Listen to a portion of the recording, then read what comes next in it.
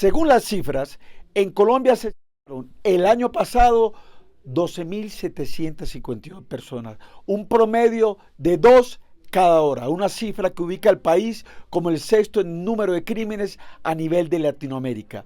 Una estadística más que preocupante. ¿Cómo matan? Este caso que le mostramos hoy es más que insólito, además de preocupante.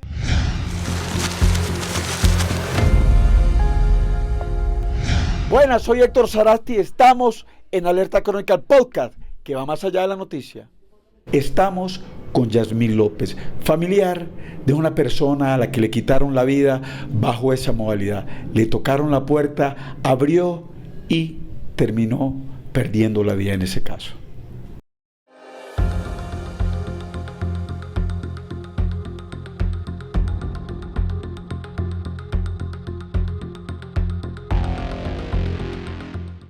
¿Cuándo y qué le pasó a su abuela? Bueno, el pasado 7 de abril, sobre las 12 del día, según los videos, le tocan la puerta a dos sujetos, golpean, ella se demora un poco en abrir.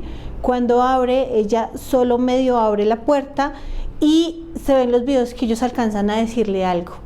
Ella siempre abría con mucha desconfianza y le empujan la puerta. Los dos sujetos con su cuerpo le empujan la puerta y entran a la casa.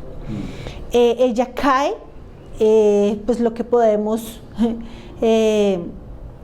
medio pensar, porque dentro de la casa no hay cámaras. Ella cae, pasados 2-3 minutos entran otros dos sujetos.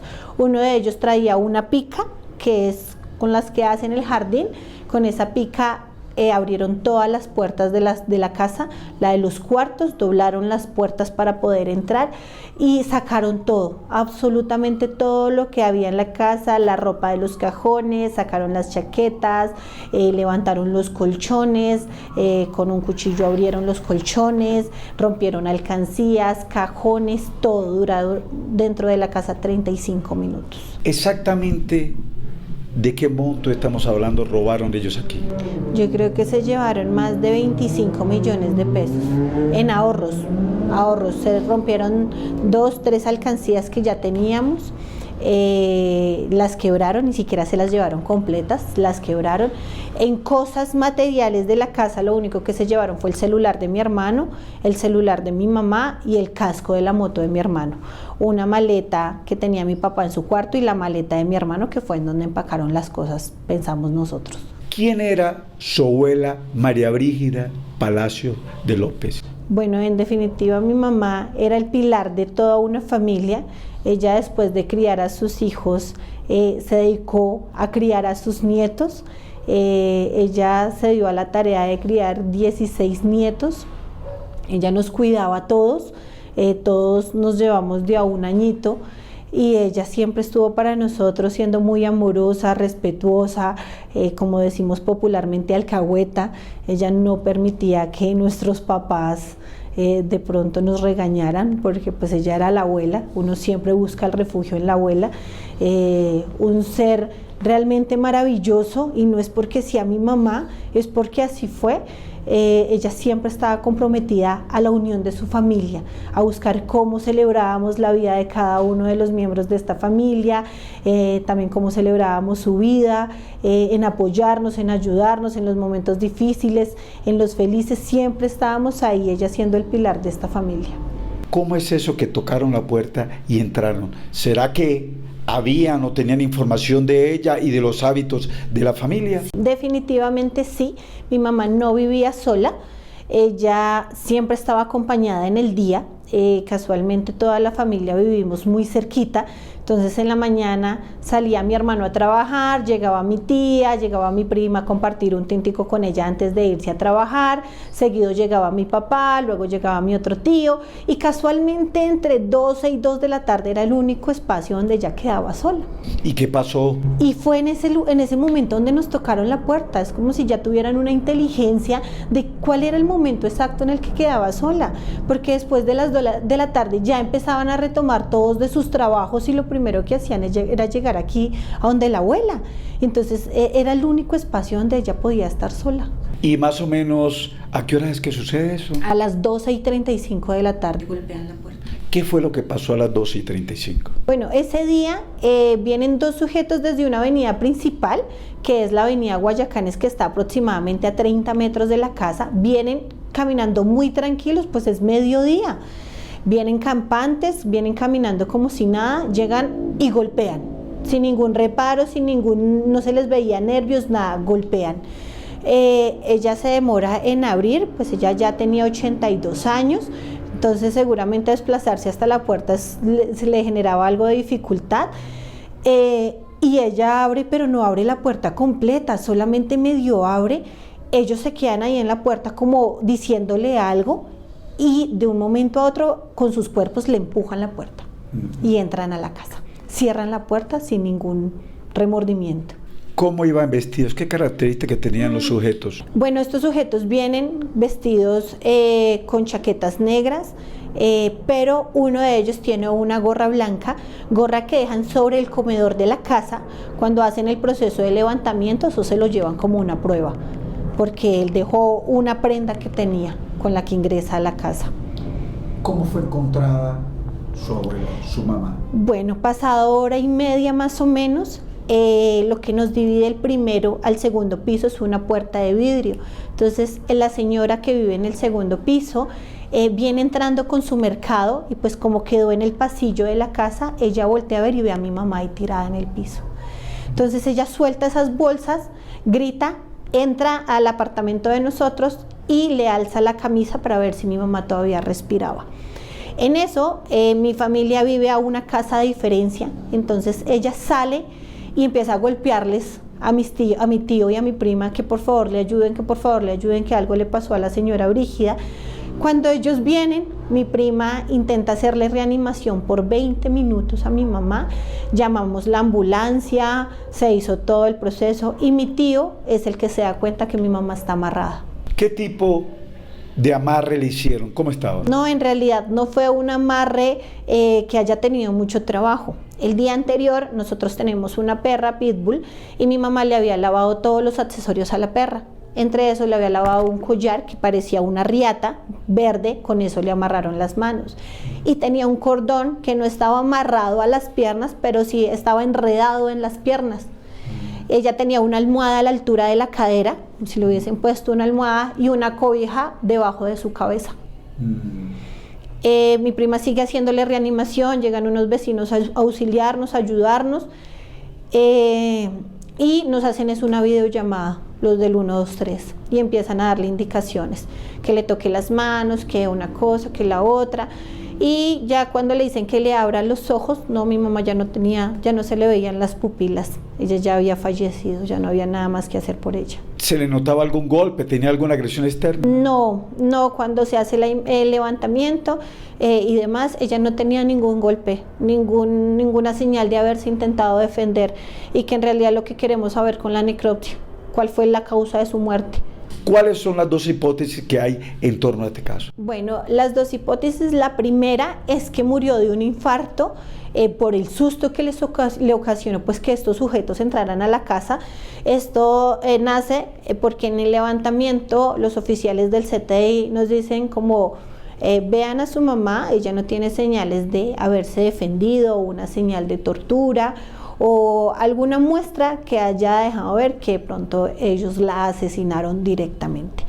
Y la segunda hipótesis es que ellos la asfixiaron, porque pues tampoco tiene ninguna otra huella de golpes, pero pues puede que la hayan asfixiado, y en realidad es lo que le estamos pidiendo a la fiscalía, que nos diga cuál fue el motivo de la muerte de mi mamá, porque pues como familia también necesitamos esa información. Ha pasado un mes.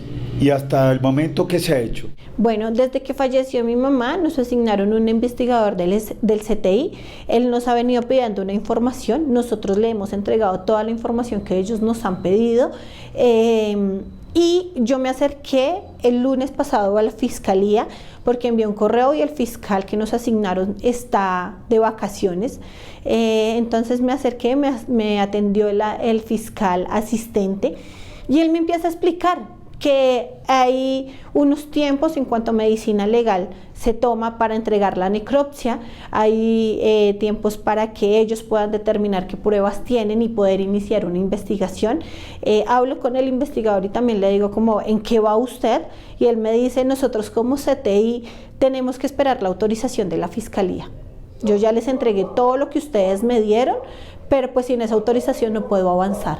¿Usted qué le entregaron a él? Le entregamos videos, le entregamos los videos de varias cámaras de seguridad, también que ellos vinieron a recolectar.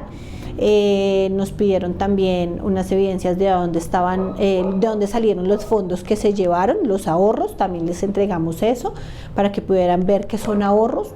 Le entregamos pues también las gorras que se llevaron del hombre que entró a la casa, se llevaron la cobija que le habían puesto debajo a mi mamá, se llevaron la almohada, tomaron huellas por toda la casa, porque como les cuento, sacaron hasta la última media de los cajones, de todo tomaron huellas y tienen mucho material para trabajar, porque no es un crimen que no se haya evidenciado en cámaras, pasó a mediodía.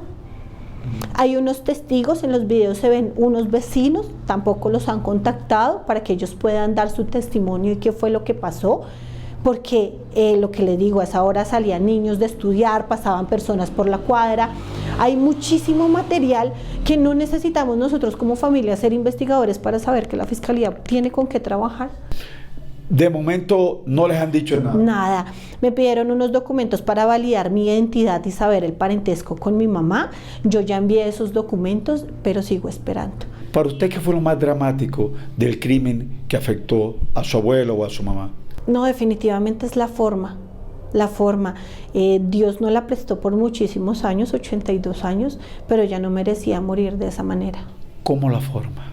La forma es que ellos la empujan, ella cae, no tiene ningún reparo de que es una persona de la tercera edad que no les podía hacer ningún daño, ni siquiera correr podía, y que la amarraran. Entonces no sabemos si ella sintió agonía, si sintió miedo, qué sintió. Entonces también es un dolor de la familia de pensar qué pasó por su cabeza en ese momento, cuando era la persona que nosotros más cuidábamos, la persona que nosotros más amábamos. Sentirla que la matan de esa manera tan salvaje. Eso en realidad nos genera una impotencia, nos genera muchísima ira también, porque nosotros no salimos a buscar el mal, ella no salió a buscar el mal vino y tocó la puerta de su casa. En su casa la asesinaron, una casa que ella construyó a pulso con la ayuda de su familia. Entonces esto nos tiene el corazón destrozado, porque adicional al duelo es poder tener que ir a decirle a la Fiscalía, señores Fiscalía, por favor hagan su trabajo, hay una familia que está sufriendo y seguramente es el caso de muchas familias en Colombia. O sea que la muerte tocó las puertas de la casa de ella. Así fue. La muerte vino, golpeó y ella en su inocencia abrió y destrozaron una familia, nos dejaron sin piso, porque ella era la que llevaba la batuta de esta familia. Y por eso como familia hemos tocado la puerta de los medios de comunicación para que la Fiscalía nos escuche, para que la Fiscalía nos ayude, pero todo es que mientras no tengamos necropsia no podemos avanzar. Y todavía no tiene necropsia. No tenemos necropsia. Mirando esa cámara, que usted ha llamado a las autoridades para que se apersonen del caso de su abuela. Mi mamá se llamaba María Brígida Palacios de López. Nosotros como familia, yo hablo hoy en representación de mi familia, en memoria de lo que ella fue para nosotros, de lo que sigue siendo para nosotros, porque en su ausencia sigue siendo el sustento emocional de esta familia. Le pedimos a las autoridades, a la Fiscalía, al CTI, que nos ayuden, a la Alcaldía de Bogotá, que nos ayuden a saber qué pasó, porque este es el caso que hoy nos pasa a nosotros, pero estas personas van a seguir haciendo muchos males en la calle, pueden ser sus familiares el día de mañana, que nos ayuden a encontrar esos responsables, porque eso nos va a dar una paz a nuestro corazón, ya nada nos la va a devolver, pero hacemos justicia en su memoria, porque no fue la forma justa de morir de alguien que se entregó tanto a su familia. Nosotros hoy todavía luchamos contra su ausencia, contra ese dolor que estas personas nos dejaron, porque fueron ellos los causantes de la muerte de mi mamá. La fiscalía que por favor use el material que les entregamos, el material que ustedes mismos recopilaron y que inicien una investigación. Tenemos una cantidad de videos y aún no logramos ninguna información y es increíble. Esta fuente anónima que entrevistamos se vio cara a cara con los presuntos victimarios. ¿Qué recuerda de ellos? ¿Qué fue exactamente lo que pasó un par de días antes a que falleciera ese ser cercano a usted?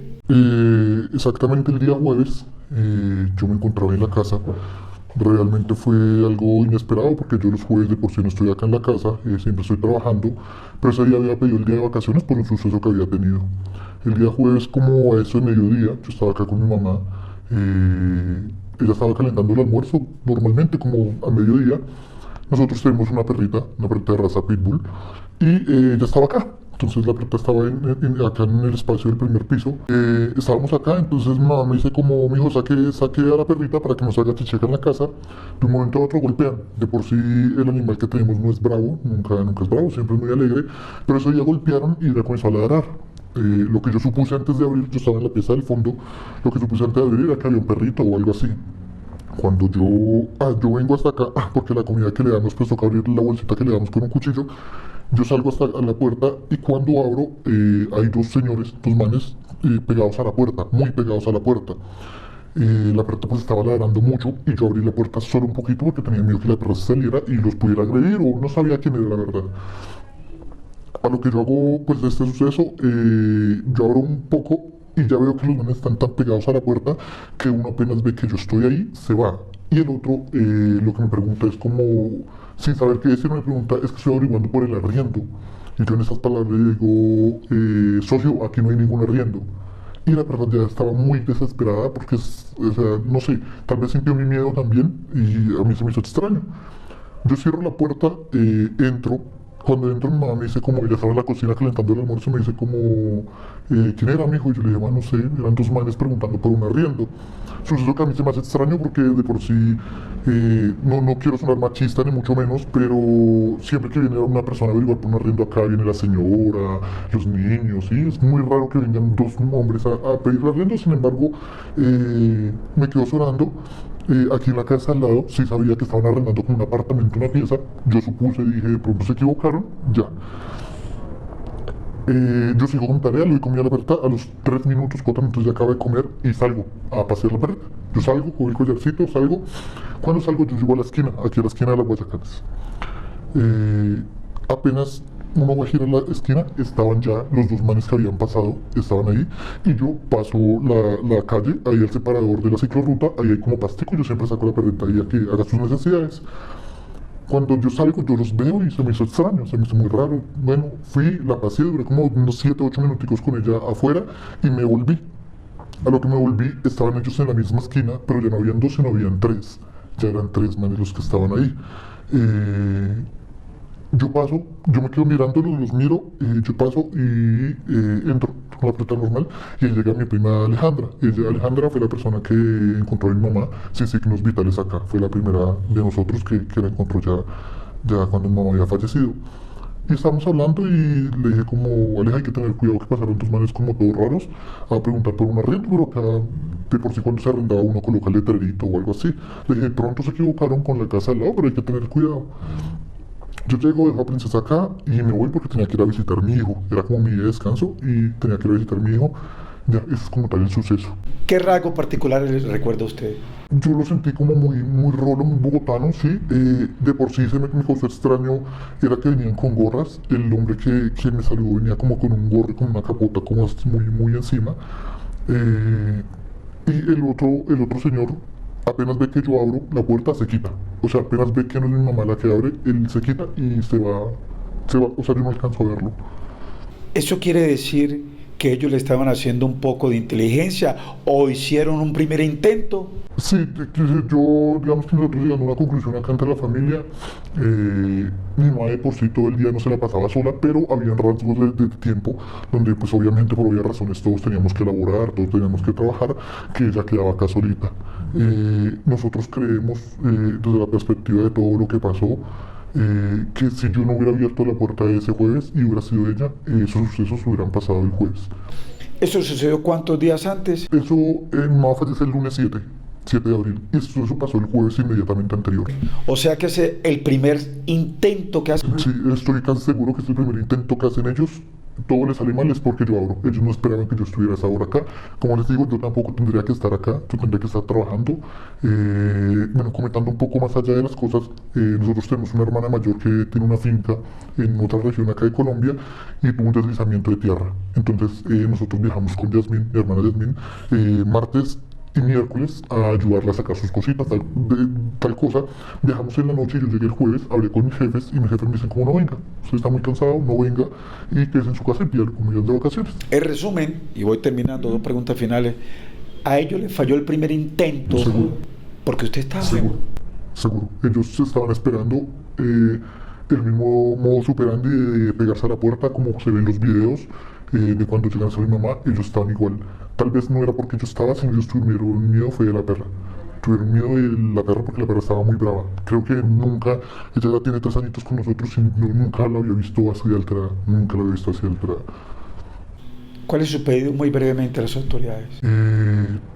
Realmente lo que nosotros pedimos, yo sé que, perdón, sí, es algo muy difícil para nosotros, pero a nosotros nadie nos va a volver nuestra mamá, ¿sí? Ya nadie nos la va a volver. Lastimosamente los sucesos pasaron y nadie nos la va a volver, pero en honor a ella y en honor a su memoria y en honor a lo que somos nosotros, pedimos es justicia, que se pueda llegar al fondo de todo esto, ¿sí? Que no quede como un caso más de los que pasan acá en Bogotá.